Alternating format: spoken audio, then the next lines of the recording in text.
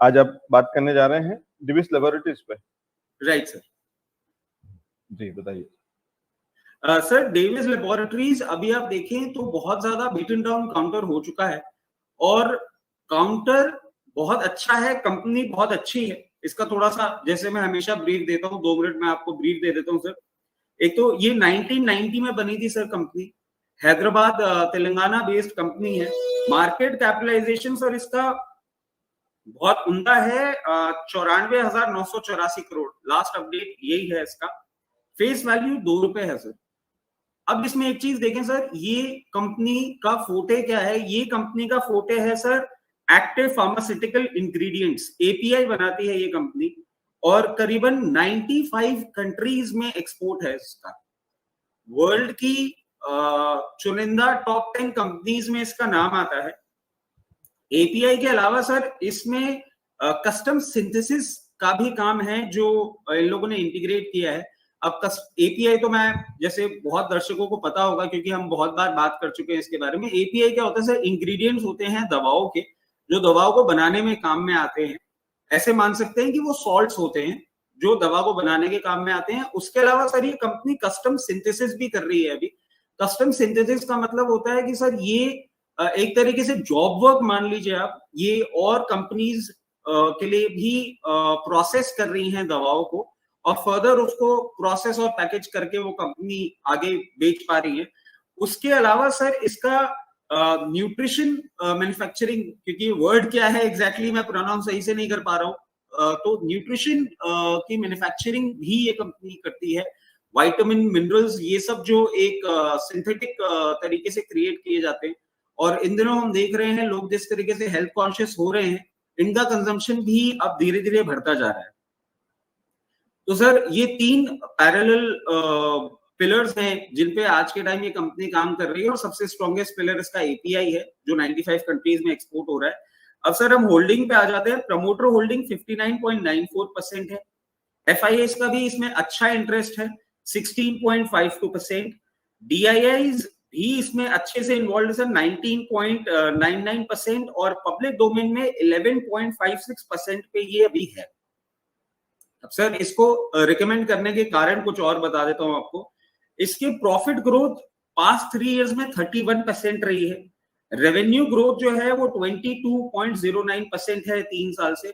और जैसे कि हम हमेशा बात करते हैं, आज के टाइम कोई भी कंपनी हम रिकमेंड करें तो उसके डेट की बात करते हैं। सर जितना बड़ा मार्केट कैपिटलाइजेशन है उसके कंपैरिजन में बहुत छोटी डेट पे कंपनी बैठी है, तो वर्चुअली हम इसको डेट फ्री कंपनी बोलेंगे। और इसका जो ऑपरेटिंग मार्जिन है पिछले 5 साल का सर वो 36.16% पे निकल के आता है, which is again quite decent. और एक इसकी सर और एक मैं आपको रेशियो बता देता हूँ, पीईजी रेशियो जो 0.72 पे है। किसी भी कंपनी का पीईजी रेशियो अगर 1 के नीचे होता है सर तो उसमें वैल्यूएशन हिडन दिखती है। तो यहाँ पे आप इसको बाय कर सकते हैं। ये कंपनी एक अच्छे वैल्यूएशन पे अभी आपको मिल रही है। अब सर हम आ जाते हैं इनके लेवल्स पे। तो ये 35, 95, 3600 लेवल्स पे ये कंपनी अभी चल रही है। इसको आप यहाँ पे खरीद सकते हैं सर अपने 52 हफ्ते के लो के लेवल्स के आसपास ही अभी ये ट्रेड कर रही है। इसके टारगेट्स अगर अपन लेके चले तो 39.27, 43.78 और यूजुअली मैं 2 या 3 टारगेट देता हूं, बट इसमें सर मैं आपको 4 टारगेट दूंगा। तीसरा टारगेट है 48.29 और आखिरी और फाइनल टारगेट है हमारा 54.72। ये तो हो गए सर टारगेट्स। बाइंग लेवल्स यहाँ पे है। और जो बाय मोर हम हमेशा बोलते हैं, मार्केट में वॉलेटिलिटी आए, कंपनी में कोई न्यूज आए, कुछ भी आए, कोई परेशान होने वाली बात नहीं है। अगर ये आपको 3180 लेवल्स पे मिलता है तो ही हम बाय मोर करेंगे। अदरवाइज इन लेवल्स पे बाय करके हम टारगेट्स का इंतजार करेंगे। जैसे जैसे टारगेट होंगे वैसे वैसे हम प्रॉफिट बुक करते जाएंगे। जी ठीक है। लेकिन सर बड़ा इंटरेस्टिंग और बड़ा थोड़ा सा रिस्की जैसा नहीं होगा ये बेट? क्योंकि मैं 1 साल का अगर ये जो डेली इसका चार्ट देख रहा हूँ तो क्या मैं इसको डाउन ट्रेंड नहीं कहूंगा? सर डाउन ट्रेंड अब मेरे हिसाब से ओवर हो चुका है, क्योंकि आप इसमें एक और चीज देखें कि इनिशियली इसमें सेलिंग प्रेशर्स थे। अब आप देखें ये अपने बॉटम लेवल्स पे आ गया है और अब क्योंकि हम टेक्निकल्स की बात कर रहे हैं तो टेक्निकल्स की भी मैं आपको बात बताऊं सर, अगर पिछले 60 ट्रेडिंग सेशन में आप इसमें वॉल्यूम देखेंगे और वॉल्यूम के साथ रिवर्सल देखेंगे तो कहीं ना कहीं सर इसमें एक बाइंग इंटरेस्ट जनरेट होता हुआ दिख रहा है।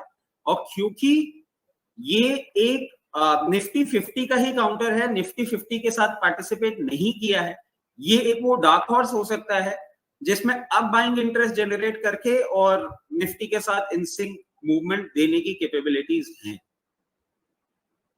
ठीक है, तो ये है जहां एक साल में हम इसको काफी करेक्शन देखा था, काफी डाउनसाइड देखा था, वहां पे अब पिछले कुछ समय से एक संभलता हुआ, बढ़ता हुआ दिख रहा है और रचित जी कह रहे हैं और वो सामने चार्ट पे अगर उस हिसाब से देखते हैं तो वो दिख भी रहा है। और लॉन्ग टर्म में भी कहीं ना कहीं, क्योंकि कंपनी बहुत मजबूत है, बहुत जिस बिजनेसेस में है, जिन फंडामेंटल्स की अभी हम बात कर रहे थे वो जबरदस्त है, तो बढ़िया मुनाफा निश्चित रूप से आ सकता है। सर टाइम फ्रेम क्या लेकर के चल रहे हैं रचित सर? सर इसमें टाइम फ्रेम आप लेके चलें 4 क्वार्टर।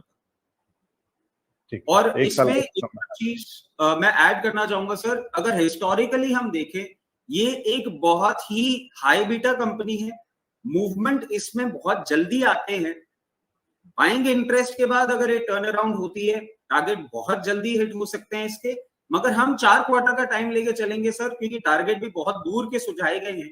अगर आप लास्ट अपना टारगेट देखें 5472, तो दूर का टारगेट लंबा अवधि के लिए रखें, कोई प्रॉब्लम दिखती नहीं है सर, एक अच्छी इन्वेस्टमेंट की सुझाव है।